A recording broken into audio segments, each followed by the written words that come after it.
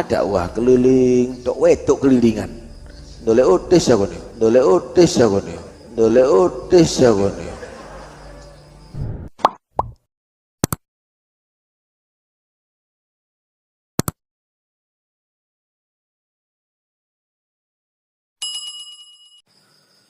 Assalamualaikum warahmatullahi wabarakatuh. Bismillah, alhamdulillah, Allahumma sholli wa salli wa barik ala sayyidina Muhammadin wa ala alihi wa ashabihi ajma'in, amma ba'du. Saudaraku, sebangsa setanah air dimanapun anda berada, semoga senantiasa dalam lindungan Allah, dimudahkan segala urusannya. Saudaraku sekalian, jumpa lagi di channel ini. Kali ini kami ingin menayangkan bahwasanya seorang ini ada Habib yang sering sekali menghina, menghujat. Dulu pernah menghina penampilan Gus Muafik, ya, suruh nyisir dulu dan lain sebagainya. Kali ini muncul lagi sebuah video saya dapatkan bahwasanya lagi-lagi menghina pendakwah-pendakwah pribumi Nusantara. Kali ini sasarannya pendakwah perempuan yang dia hina. Dan memang layak ya dijuluki si mulut kotor ya, orang ini, dan tidak layak diikuti. Para ucapannya selalu ngawur ya, selalu menghina, selalu menyakiti orang lain. Padahal dia sekarang katanya sebagai ketua Robito Alawiyah, ketuanya para habaib.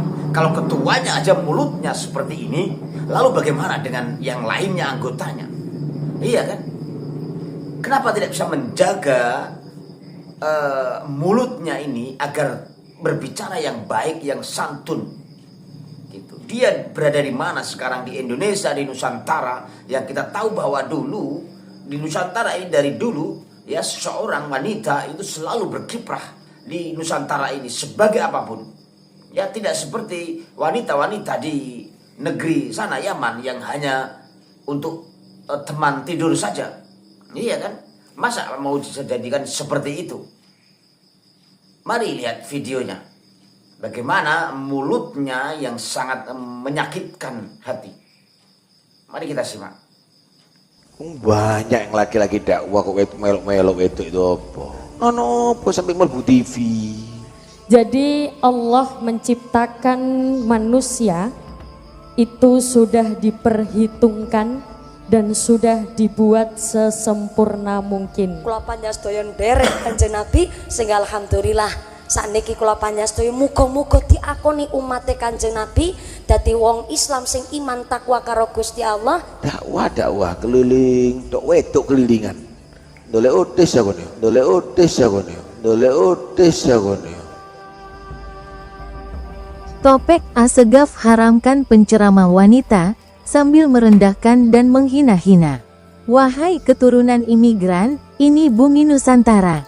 Jika kalian tidak suka, silahkan hengkang dan hiduplah di negeri asalmu di Yaman sana, negeri miskin sarang komunis di Timur Tengah.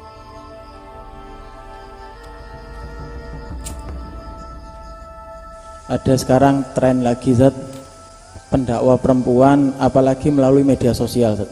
Ini jadi perlu dibahas ana rasa karena sekarang ada melalui media sosial disebarkan. Apa itu? Pengajian perempuan. Itu perempuan ada yang cuma suara, ada yang dengan gambar. Ada yang kalau suara dengan dalil suara perempuan kan enggak aurat. Tapi kan di situ ada syarat kalau enggak yang dengar enggak ada iltazza, enggak merasakan lezat dan lain sebagainya. Sedangkan kalau di media sosial yang dengar kan banyak Zat. Jadi bagaimana bisa aman fitnah dari hal itu, dan ini mohon dibahas Zat, karena sudah menjadi tren dan banyak. Banyak yang laki-laki dakwah kok melok-melok itu apa? Sudah pekerjaan perempuan itu husnul tabaul sama suami yang bagus. Kedua, mendidik anak-anaknya. Kemudian ketiga, udah semampunya. Masyarakat lingkungannya nggak ada masalah. Apa sampai mlebu TV. Ada apa sampai ke radio atau yang lainnya? Wah ini kan dakwah ilallah subhanahu wa ta'ala. Apa orang lanang dah ono dah? Yang laki tidak ada dah. Dibatasi, wanita itu dibatasi. Nggak benar begitu. Udahlah jangan ikut-ikutan. Tugasnya wanita bagaimana membantu suami untuk manfaat. Jadi wanita itu kalau bisa bahaskan menteri dalam negeri, suami itu adalah luar negeri. Tugasnya lebih banyak di luar, orang wanita ada di dalam. Begitu. Ojo metu bareng sing dijobo, sing jero. Kebobolan nantinya wan. Tidak bisa begitu. Dakwah keliling, tok wetok kelilingan. Dole otis aku nih, dole otis aku nih, dole otis aku nih. Perempuan itu wagarna fi buyutikunna, no keliling-keliling itu. Kita kan terus terang, anak nggak setuju. Bagaimana saudaraku sudah dengar sendiri ya, bagaimana mulutnya yang begitu kotor ya. Tidak pernah ya, mayoritas memang sudah banyak sekali oknum-oknum. Kalau dibicarakan oknum dari dulu, kalau kita bicara oknum itu sudah terlalu banyak oknum-oknum ya, yang mulutnya memang tidak bisa menjaga mulutnya. Yang imam jumbo, yang imam unyil, yang siapa manalah semuanya selalu menyakitkan warga negara pribumi ini ya, dari Nusantara ini. Di Nusantara ini dia tidak nyadar bahwa dia ini hidup di negeri Nusantara ini harusnya ikut beradaptasi bagaimana akhlak perilaku orang Nusantara ini. Dia ikuti. Dan dia terbukti tidak bisa membawa ajaran mereka ke sini, di Nusantara ini, untuk merubah di Nusantara ini. Perilaku Nusantara ini. Kita sudah punya agama, yang cara beragama kita sendiri, yang lebih humanis, lebih memanusiakan manusia. Itu bagaimana kiprah wanita kita sudah tahu sendiri-sendiri. Dan songongnya yang bertanya ini pun songong ya, yang ditanyakan ini. Masa mendengar suara perempuan lazat? Ini kan menunjukkan bahwa memang nafsunya ini sangat besar ya. Maka wajar kalau dari klan mereka, dari oknum-oknum mereka banyak yang terbukti jamaahnya pun akhirnya direbut ya, istri orang direbut, diminta dan lain sebagainya. Kasus-kasus istri orang diminta ya, jamaahnya diajak tidur dan lain sebagainya, kan banyak ya. Mungkin karena nafsunya ya begitu besar, itu tidak bisa menjaga nafsunya gitu. Kita biasa warga Nusantara ini, dan kita biasa-biasa saja dan tidak ada bisa menimbulkan fitnah. Dan memang pria-pria laki pribumi ini laki yang sejati gitu loh, laki-laki yang sejati, yang tidak mudah, yang bisa menahan nafsunya, dan tidak mudah untuk tidak mudah terbawa birahi ya kan, seperti mereka. Masa melihat mendengar suara saja sudah birahi. Nah, jangan-jangan melihat kambing saja dia pun birahi. Jangan-jangan. Inilah makanya kalau tidak mau ini dari dulu mereka ini masih seperti ini. Dan kita warga Nusantara ini, pribumi Nusantara dari dulu sudah bersabar menghadapi mereka. Ya untunglah alhamdulillah ada Kiai Imad yang berani menyampaikan, membongkar bahwasanya nasabnya ini palsu. Dan akhirnya kita bisa bangkit dari keterpurukan itu, dari penjajahan mereka yang seolah kita tidak berani apapun, dihujat seperti apapun kita tidak berani. Bahkan dulu Gus Muafik juga disebut, dihina pun baru sekarang berani membalas ucapan-ucapannya. Iya kan? Dulu bagaimana Gus Dur dihina buta mata buta hati, dan kita rakyat kita diam saja juga karena kita memaklumi mereka, karena kita anggap khusnudzon kita kepada mereka bahwa dzurriyyah Rasulullah SAW, sehingga mereka bisa berbuat seenaknya. Dan alhamdulillah memang benar-benar alhamdulillah, syukur alhamdulillah Allah turunkan Kiai Imaduddin Usman Al-Bantani untuk membongkar kepalsuan nasab mereka. Dan alhamdulillah ternyata memang sudah 2 tahun lebih mereka tidak bisa berbuat apa-apa. Yang mengaku sebagai mencetak ulama di Indonesia ini, namun tidak berkutik untuk menjawab pertanyaan Kiai Haji Imaduddin Usman Al-Bantani.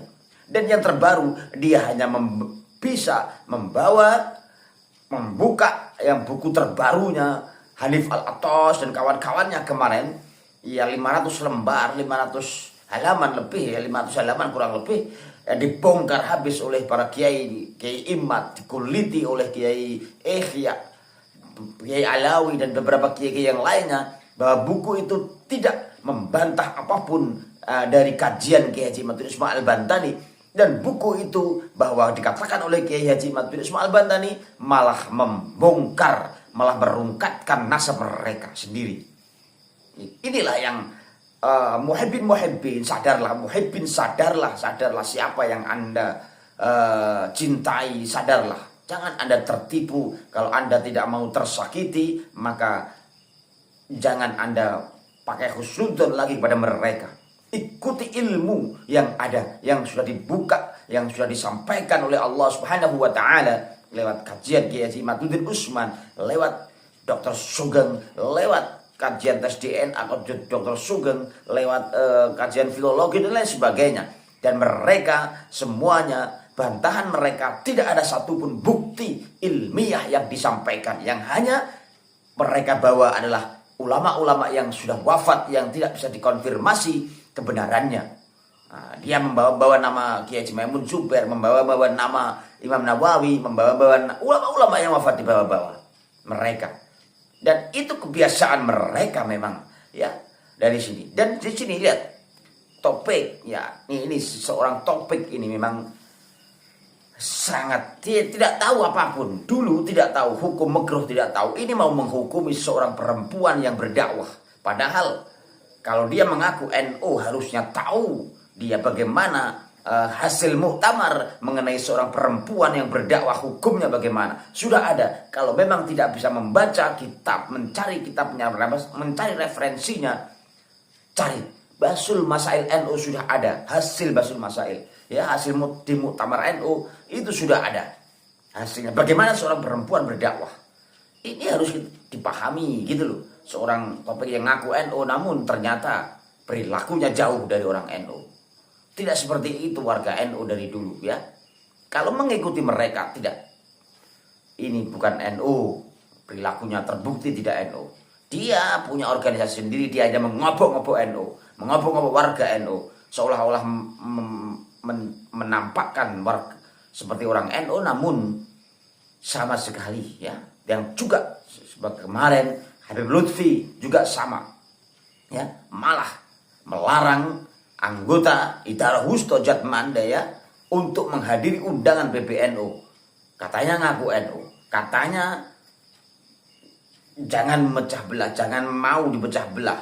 Yang memecah belah siapa, ya? Terbaru video Habib Lutfi juga sama, seolah-olah menunjukkan bahwa apa yang terjadi ini adalah pemecahan kepada umat. Bukan, justru yang memecah belah adalah mereka sendiri, golongan mereka yang berusaha, yang memalsukan apapun itu justru memecah belah, ya.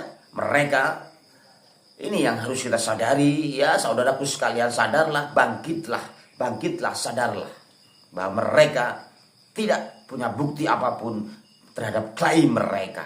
Yang ada malah terbuka lebar sekarang bahwasanya mereka yang selalu kuar-kuar PKI, dan ternyata leluhur mereka banyak dari klan-klan, dari oknum-oknum mereka yang terlibat sebagai gembong PKI.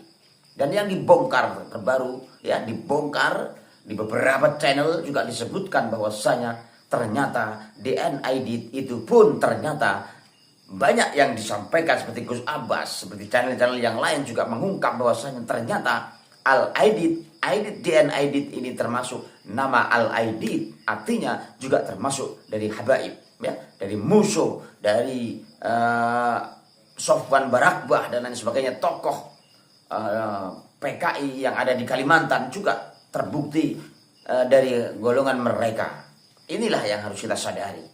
Saudaraku sekalian, pahamlah dan bangkitlah. Oh, terima kasih. Untuk video kali ini maka kita harus semakin cerdas, semakin paham apa yang terjadi di saat ini. Oke, kurang lebihnya mohon maaf. Wallahul muwaffiq ila aqwamit thoriq. Assalamualaikum warahmatullahi wabarakatuh.